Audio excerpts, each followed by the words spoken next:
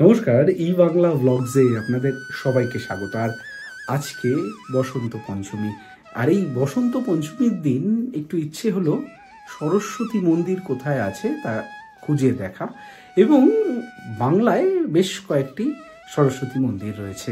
হ্যাঁ, সরস্বতী প্রতিমা বা সরস্বতী ঠাকুর যে মন্দিরে নিয়মিত পূজিতা হন। তো এই বাংলার অন্যতম আজকে শতাব্দী প্রাচীন একটি সরস্বতী মন্দিরে আপনাদেরকে নিয়ে যাব। খুব বেশি দূরে নয়, শহর কলকাতার খুব কাছেই এই প্রাচীন সরস্বতী মন্দিরটি রয়েছে হাওড়ায়।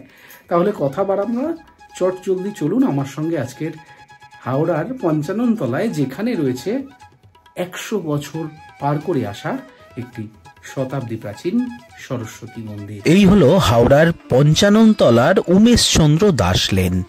আর এই সরু গলি দিয়ে কিছুটা গেলেই আমরা পেয়ে যাব বাংলার শতাব্দী প্রাচীন সরস্বতী মন্দির।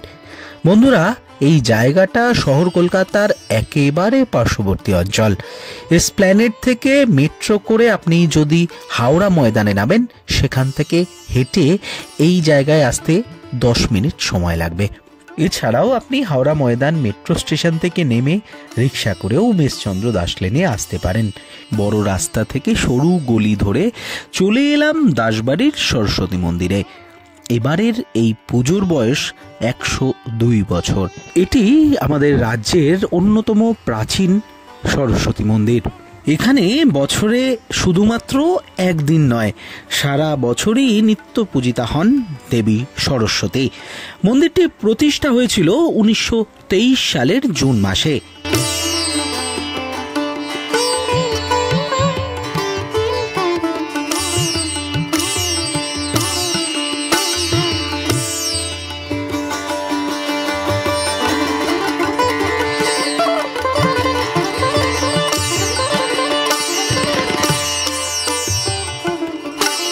জানা যায় এই পরিবারের পূর্বপুরুষ উমেশচন্দ্র দাস এই মন্দির প্রতিষ্ঠা করেন। পরে ওনার ছেলে রণেশচন্দ্র দাস রাজস্থান থেকে শ্বেতপাথরের এই মূর্তি আনিয়েছিলেন। এই মন্দির প্রতিষ্ঠা নিয়ে এক সুদীর্ঘ ইতিহাস রয়েছে। সেই ইতিহাস অবশ্য আমরা শুনে নেব এই পরিবারের সদস্যদের মুখ থেকেই। আরও একটা তথ্য দিয়ে রাখি, যে সরু গলি দিয়ে আমরা হেঁটে এলাম এই মন্দিরে, সেই গলিটার নামকরণও উমেশচন্দ্র দাসের নামেই রাখা হয়েছে। মূর্তিটি 4 ফুট লম্বা, শ্বেতপাথরের। প্রতিমাটি হাঁসের উপর দাঁড়িয়ে, বাহাতে বীণা। সরস্বতী পুজোর দিন বাসন্তী রঙের শাড়িতে নতুন করে সাজানো হয়েছে প্রতিমাটিকে। আমাদের এই মন্দিরটি প্রায় 100 বছর অতিক্রম করে নিয়েছে। এটা আমরা 102 বছরে রয়েছি। আমাদের এই মন্দিরটা 1923 সালে প্রতিষ্ঠা হয়েছিল। আমরা 5 পুরুষের এটা প্রজন্ম।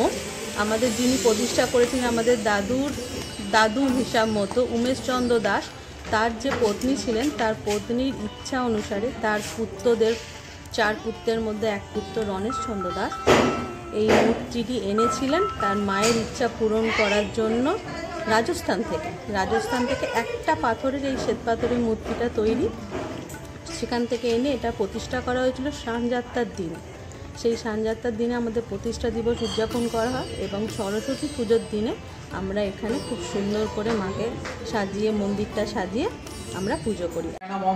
ওম বামে গুরুভ্যে নমঃ, পরং গুরুভ্যে নমঃ, পরাপর গুরুভ্যে নমঃ, পরমেষ্ঠ গুরুভ্যে নমঃ, দক্ষিণে গণেশ নমঃ, প্রমুদ্যে মধ্যনন্তা নমঃ, সম্মুখে গণেশ আদি পঞ্চদেবতা ভূষয়িত, সর্বভূ দেবভূ দেবী ভূষয়িত নমঃ।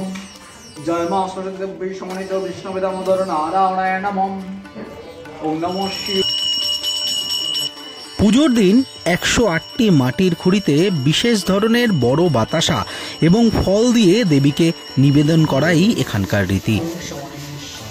এখন আমরা কিছু আর্টিফিশিয়াল জিনিসপত্র দিয়ে সাজাচ্ছি, যেহেতু সবার মধ্যে সময় পাই না। কিন্তু আগে, আমরা যখন ছোটোবেলা ছিল, আমার যখন 7-8 বছর বয়স বা 10 বছর বয়স, সেই সময় আমরা কাকা পিসি, আমরা ভাই বোনেরা সমস্তটাই হাতে তৈরি করে সাজাতাম। সমস্ত জিনিস কাগজ দিয়ে তৈরি করে কেটে সুন্দর করে হাতে তৈরি করে সাজানো হতো। এবং আমাদের পুজোর একটা অন্যতম বৈশিষ্ট্য হচ্ছে মাটির খুঁড়িতে প্রসাদ দেওয়া হয়। সেই খুঁড়ির মুখের ঢাকার মধ্যেই আগে বাতাসা দেওয়া হতো। এখন সেটা আর অতটা পাওয়া যায় না সবসময় বাজারে। সেই 108টা কুড়ি নিবেদন করে মাকে পুজো দেওয়া হয় এবং প্রতিদিন নিত্য পুজো করা হয় সকাল সন্ধ্যা। এবং আমাদের এখানে মাকে কোনো রকমভাবে রান্না করা ভোগ নিবেদন করা যায় না, পুরোটাই শুকনো নিবেদন হয়। চাল যেরকম নৈবেদ্য মাকে নিবেদন করা হয় সব কিছুই দেওয়া হয়, কিন্তু কোনো রান্না করা খাবার দেওয়া হয় না। আর আমাদের বাড়িতে কোনো রকম এই মায়ের মূর্তি যেহেতু প্রতিষ্ঠিত করা, কোনো মূর্তি পুজো আমাদের বাড়িতে আর এই মূর্তি পুজো বাদ দিয়ে কোনো মূর্তি পুজো হয় না। সুতরাং ছন্দো কুর্ম দেবতা সনে পবিত্র বিনিয়োগম ওং পিতৃত্যাদিতা লোকা দেবী তং বিষ্ণাঙ্গিতা পঞ্চোধারয় মাংনিত্যং পবিত্রং কুরুচাসনম। এটা হিসাব মতো পঞ্চম প্রজন্ম। এটা 102 বছর বয়সের পুজো এখন।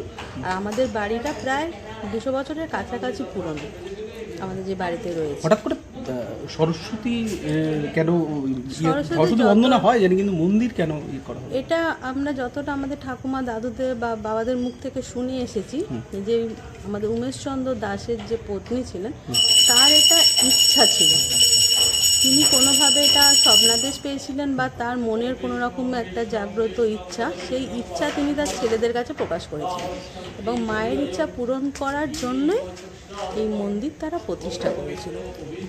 ওং গঙ্গে চ যমুনে চৈব গোদাবরী সরস্বতী নর্মদে সিন্ধু কাবেরী জলেস্মিন সন্নিধিং কুরুম।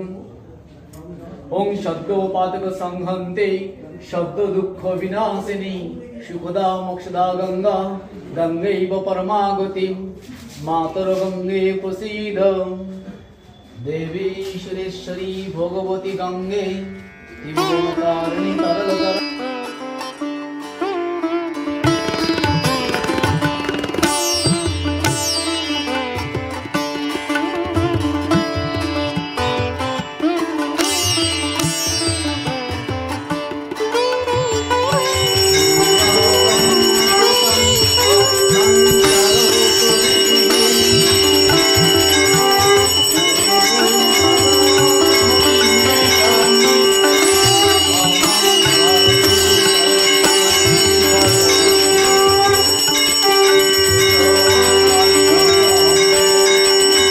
আপনাদের এই ভিডিওটা ভালো লেগে থাকে তাহলে অবশ্যই সাবস্ক্রাইব করবেন আমাদের ইউটিউব চ্যানেল ই বাংলা ব্লগসকে। আর যদি ভালো লাগে অবশ্যই কমেন্ট করে আপনাদের মতামত জানাবেন। যাই হোক, তাহলে ভালো থাকবেন, সুস্থ থাকবেন, আর অবশ্যই আমাদের এই ই বাংলা ব্লগসের সঙ্গে থাকবেন।